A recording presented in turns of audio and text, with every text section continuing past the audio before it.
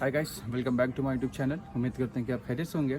तो आज की वीडियो में एक बार फिर बैंक स्टेटमेंट के टॉपिक को लेकर हम डिस्कस करेंगे कि बैंक स्टेटमेंट होती क्या है। तो इस पे इतनी डिटेल्ड वीडियो बनाने के बाद भी लोग ऐसे ऐसे सवाल कर रहे थे कि मुझे एक बार फिर वीडियो रिकॉर्ड करनी पड़ी। तो इस वीडियो में मैं कुछ इम्पोर्टेंट क्वेश्चंस हैं और बहुत बार बार ये क्वेश्चंस आ रहे थे, तो सोचा इसमें क्यों ना उसके आंसर्स दें और थोड़ा सा बैंक स्टेटमेंट को भी डिस्कस करते हैं। तो सबसे पहला जो सवाल बार बार पूछा जाता है वो ये है कि बैंक स्टेटमेंट किस तरह बनाएं। तो यार देखें, बैंक स्टेटमेंट आप नहीं बनाते। बैंक स्टेटमेंट सिंपली क्या होता है कि अगर आपके अकाउंट में पैसे हैं, फंड्स वगैरह जो भी हैं, और उसके बाद फिर आप बैंक जाते हो, कोई भी बैंक है, फॉर एग्जांपल अल हबीब है या किसी भी बैंक में आपका अकाउंट है, आप वहाँ जाके कहते हो कि भाई पिछले 6 महीने की मुझे बैंक स्टेटमेंट प्रिंट करके दे दो। तो वो आपको पिछले महीने जितने भी आपने ट्रांजेक्शन्स किए हैं, पैसे आपने डिपॉजिट किए हैं या निकाले हैं, जो भी किए हैं, तो उसकी सारी डिटेल होती है। तो उसको वो प्रिंट करके आपको देते हैं। तो वो जो पेजेस होते हैं ना, वो आपकी बैंक स्टेटमेंट कहलाती है। इतनी सी बात होती है। और दूसरी बात ये कि आपको कितना पैसा अपने बैंक अकाउंट में शो कराना है या कितनी बैंक स्टेटमेंट आपने शो करानी है। तो जिसको देखो, कोई 20 लाख कह रहा है, कोई 25 लाख कह रहा है। तो भाई सबसे पहली बात, आप ये PKR में आप डिस्कस नहीं कर सकते और डिसाइड नहीं कर सकते कि 20 लाख चाहिए, 25 लाख चाहिए। तो उनकी जो रिक्वायरमेंट है वो पिछले साल की रिक्वायरमेंट थी 6,000 यूरोज, 6,000 समथिंग, आप 6,100 कह सकते हो। तो अभी इस साल की चेकलिस्ट आई नहीं है, तो आप पहले से ही कोई इस तरह अंदाज़ा नहीं लगा सकते। तो 6,000 यूरोज़ को आप PKR में कन्वर्ट करो, जो बनता है तो वो आपकी बैंक स्टेटमेंट होगी। उसका मतलब मिनिमम 6,000 यूरो पूरे साल की इनकम होगी। अब इसमें एक और सवाल ये भी आता है कि हम जैसे कि मास्टर्स के लिए जा रहे हैं, तो मास्टर्स 2 साल का है, तो हमें 12,000 दिखाने नहीं भाई, एक दफ़ा आपने 6,000 दिखाने, और आप 6,000 से ज़्यादा जितने दिखा सकते हैं उतनी अच्छी बात है। कम से कम 6,000 दिखाने, तो दोनों साल के मिला के नहीं दिखाने। टोटल इन्होंने जो बताए हैं वीज़ा के लिए 6,000 दिखाने, दैट्स इट। और उसके बाद फिर वीज़ा लग जाता है तो बाकी बात की चीज़ें, उसको आपको परेशान होने की ज़रूरत नहीं है। आप जो है कितने महीने की बैंक स्टेटमेंट जो है सबमिट करा सकते हैं और कितने महीने की करानी चाहिए। मतलब कि यार समझ नहीं आता हमारी आवाम को क्या हो गया, ना पढ़ेंगे ना पूछेंगे, डिस्कस करेंगे। वो सारी चीज़ें जो मैंने वीडियोस में बता के मैं थक गया, तो वो आके कहते हैं कि इनबॉक्स में बता दो। तो यार आप वीडियोस देखें, पढ़ें खुद थोड़ा सा, फिर उसके बाद आप नहीं समझ आता फिर पूछें, फिर गिला करते हैं कि आपने रिप्लाई नहीं दिया। तो ऐसे तो रिप्लाई फिर मिलेगा भी नहीं, सीधी सी बात है। आप बेवकूफ़ों वाला सवाल करोगे तो मैं कैसे रिप्लाई दूंगा।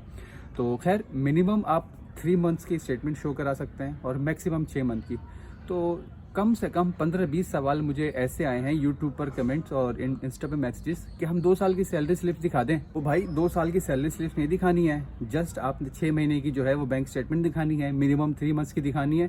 तो अगर आपके अकाउंट में पैसे वैसे होंगे, वो सब उस अंदाजे से आपका जो हिसाब किताब है वो कर देते हैं। अब मैं फॉर एग्जांपल कराची वालों की बात करूं, अब जैसा कि आप कल सुबह जा रहे हैं वीज़ा फाइल सबमिट कराने 15 तारीख को, तो अगर आज की डेट में पॉसिबल है तो आप आज की डेट में फ्रेश बैंक स्टेटमेंट निकलवाएं और अगले दिन सुबह जाके आप कॉन्सुलेट में सबमिट करा दें।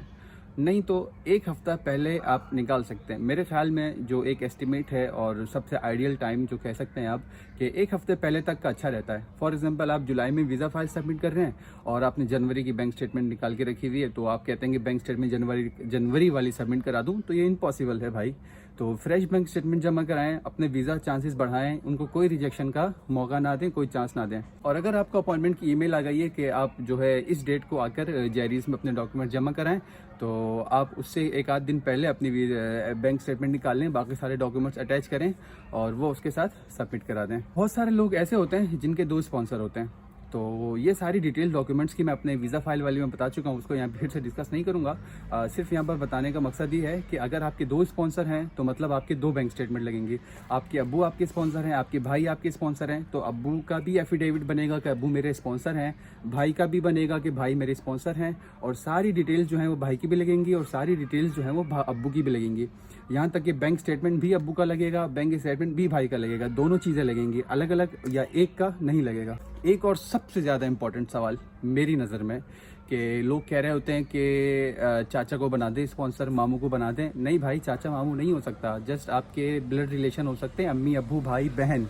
अम्मी अब्बू भाई बहन में से स्पॉन्सर अगर जो आपका होगा, तो वो उनको कैसे पता चलेगा? अगर आप ये सोच रहे हैं कि मैं चाचा या मामू को बनाऊं स्पॉन्सर और उनको पता नहीं चलेगा, तो वो तेरे बेवकूफ़ नहीं है। तो आपने देखा होगा कि वीज़ा के लिए या चाहे स्कॉलरशिप के लिए जो एक मेन जो डॉक्यूमेंट है वो FRC है, वो उसे कहते हैं फैमिली रजिस्ट्रेशन सर्टिफिकेट। उसमें ये सारी चीज़ें डिटेल्स में लिखी होती हैं कि आपकी फैमिली में कौन कौन है और आपकी फैमिली मेम्बर्स कौन है, इन शॉर्ट यहाँ तक कि उनके NIC नंबर, उनकी सारी डिटेल्स उसमें लिखी होती है।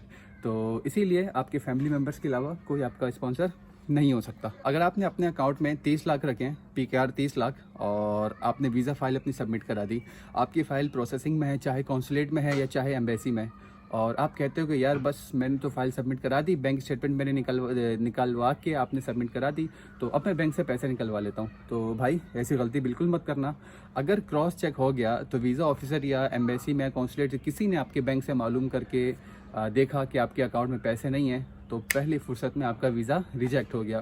तो मैं आपको ये सजेस्ट करूँगा, जब तक आपका वीज़ा नहीं लगता या रिज़ल्ट नहीं आता, तब तक आप अपनी जो है वो बैंक से पैसे ना निकालें, सब्र तहम्मुल रखें, और फिर जैसे ही आपका जो रिज़ल्ट आ जाता है, वीज़ा अप्रूवल या फिर अल्लाह ना करे रिजेक्शन, तो फिर उसके बाद भले आप पैसे निकाल सकते हैं। तो उम्मीद करते हैं आपको वीडियो पसंद आई होगी और काफ़ी सारे आपके क्वेश्चंस के आंसर आपको मिल गए होंगे।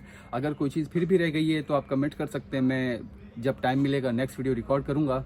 और बाकी आंसर्स ना देने के लिए और रिप्लाईज ना देने के लिए एक बार फिर माजरत खाऊं। फिर मिलेंगे नेक्स्ट वीडियो में, तब तक के लिए चाओ।